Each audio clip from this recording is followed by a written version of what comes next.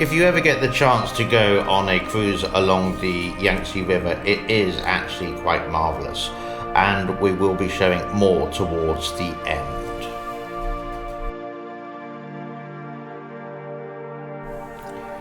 It is Tuesday, March the 8th, 2022, International Women's Day.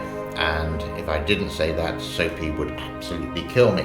But I did see this picture, which I thought was absolutely perfect. Woman, wonderful wife, outstanding friend, marvelous daughter, adorable sister, nurturing mother. Happy International Women's Day. So first of all for today, let's have a look at the levels for you. Three Gorges Dam is down once again, 167.56. So by the end of the week, it should be around about 166, maybe 165. It is going down very slowly. Inflow is 6,600. The outflow is 9,770. Kutan at the top of the reservoir is stable at 168.03. Now there was this article from Melody and James, as spring approaches, water is released from the reservoirs in order to accommodate the snowmelts. If outflow did not exceed inflow, at this point it would signal hanky-panky with the numbers, IMO. So I hope that makes sense to you. But now let's have a look at the musical weather and see what it's like in central China, the Three Gorges, where the hand will be, and central China and the Yangtze River, which I think I've said time and time again today. Let's get on with it.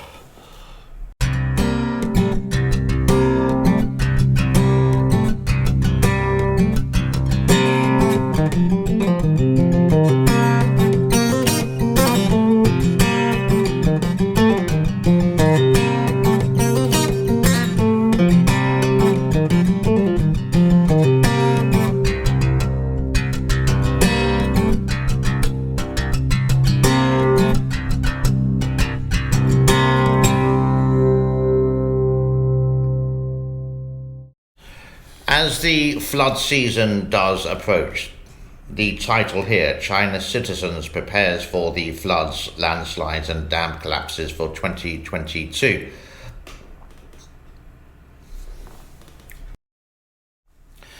Now, the three main rivers are going to be the Yangtze, the third longest in the world. We have the Pearl, which is in the southeast of China, and the Yellow River, which is in the north part. And we do have the beginning of the Mekong as well, which runs through China, Burma, whatever it's called nowadays, Laos, Cambodia, Thailand, this is in no particular order, and eventually going out in Vietnam on the outstream there. So I could imagine that people, if they can, because it happens year after year, and they can't predict where the storm or the rain or the flood is going to happen, they know that the local government hasn't done any kind of preparation, so they're going to prepare for their own home. So as I show some images of weather and storms and tidal bores, what can be like in China, what could the average citizen do who lives in a flood-prone area? Well, in the major cities, most people are going to live in apartments, but dams are going to overflow, the sluice gates are going to be open, you can see from the pictures here, and maybe it is that they can move upstairs. They can take all their valuable items like sofas, kitchens, etc. And so if it does flood, the downstairs will be flooded. And to make sure they have some kind of power source, so battery operated things that can last for a time.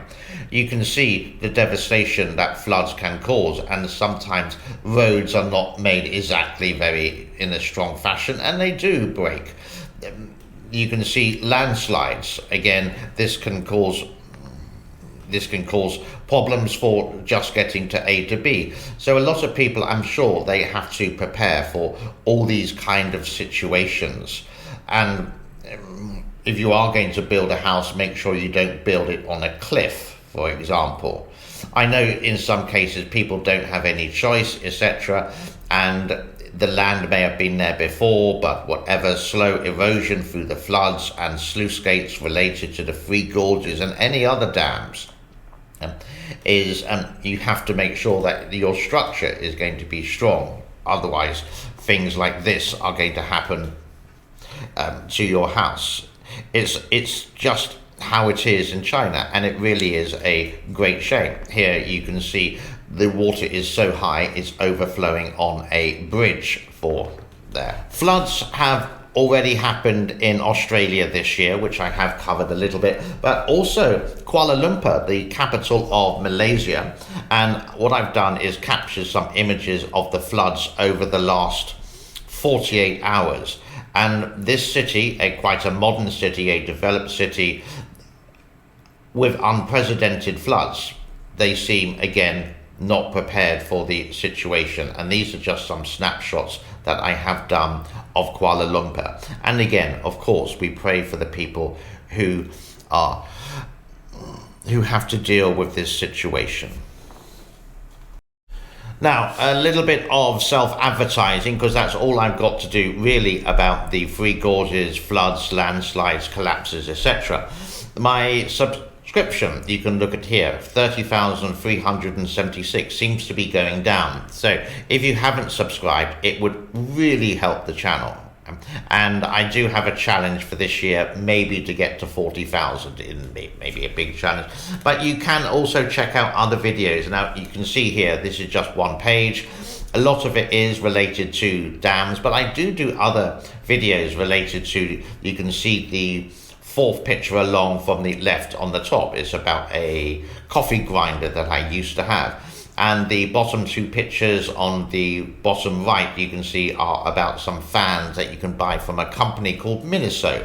It's some of their products are good, some of their products are bad. Actually, both of these products there, I don't have anymore. But they did last a couple of years, and they're only like $5 or $6. That really brings us to a close for today. As always, thank you so much for your time. And I will look forward for another adventure related to what's happening in China, the Three Gorges, the preparation for the rain, which will be coming soon in China. God bless, take care, thank you.